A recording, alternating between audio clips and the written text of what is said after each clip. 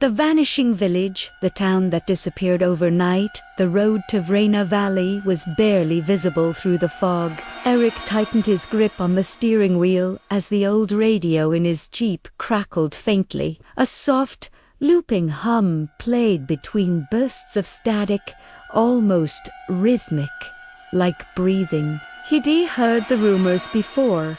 An old European village that supposedly vanished overnight in 1954. No one believed it was real anymore. Not even him. But as a journalist chasing obscure mysteries, Erik lived for dead ends. That was until the radio voice came through last week. A single, trembling sentence. "We are still here. You can't interview the dead unless they're still talking." By sundown, Erik reached the valley. It was colder than it should have been. The trees were skeletal, twisted inward, their branches forming strange arches over the cracked road. His headlights caught a weathered sign at the valley's edge. "Welcome to Vrina, population 312.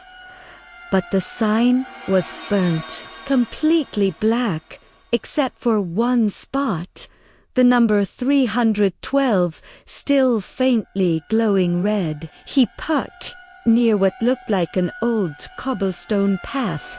From a distance, he saw rooftops, faint silhouettes of a town resting quietly beneath the mist. Smoke rose from one chimney. "Still here?" he muttered, half smiling. "Guess the legends are wrong." He grabbed his camera and stepped out. Sometimes what's visible isn't what's alive. The first house he approached had an open door. Inside of furniture stood perfectly arranged a tea set, half a chess game, an embroidered shawl draped over a chair. Everything looked paused. Erik knelt to inspect the floor. Dust covered everything, except for one strange detail: footprints, small and fresh, leading deeper into the room. He followed them into the kitchen. The footprints stopped beside a window, facing out toward the village square. Outside, lanterns flickered, and for a moment, Erik could swear he saw people walking. Not shadows, figures, moving slowly, rhythmically, their outlines glowing faintly blue in the darkness. He blinked. "Gone."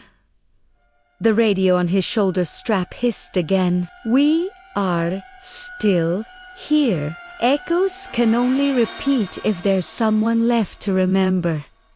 By midnight, he'd reached the village square. A fountain stood at the center, frozen solid, even though the air wasn't cold enough. Around it, empty houses faced inward, their doors wide open as if waiting. Erik took out his voice recorder. "Day 1, Vrina Valley," he said quietly. "Population unknown. Environmental signs suggest." The fountain gurgled. He froze. Water shouldn't be flowing in a frozen basin. The sound grew louder, shifting from bubbling to whispering. He leaned closer. Beneath the water's glassy surface, shapes moved, faces. Dozens of them, eyes open, mouths moving silently beneath the ice. He stumbled back, heart racing. His boot struck something metallic, a train rail buried under dirt, but there hadn't been a railway in this valley for decades. He brushed away the dust and saw it wasn't a rail at all. It was an engraved plaque for those who stayed when the world moved on. The past doesn't always die. Sometimes it waits. Erik felt a gust of wind. It carried a faint melody, like distant music, fiddles, laughter. The sound of a party, faint but real. He followed it down a narrow street lined with abandoned homes. Curtains fluttered in broken windows, as though something invisible brushed past them. At the end of the road stood a large wooden hall, its door slightly ajar. Inside, candles flickered along a long dining table.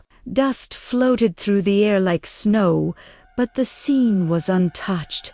Plates set, glasses filled with wine that still shimmered red.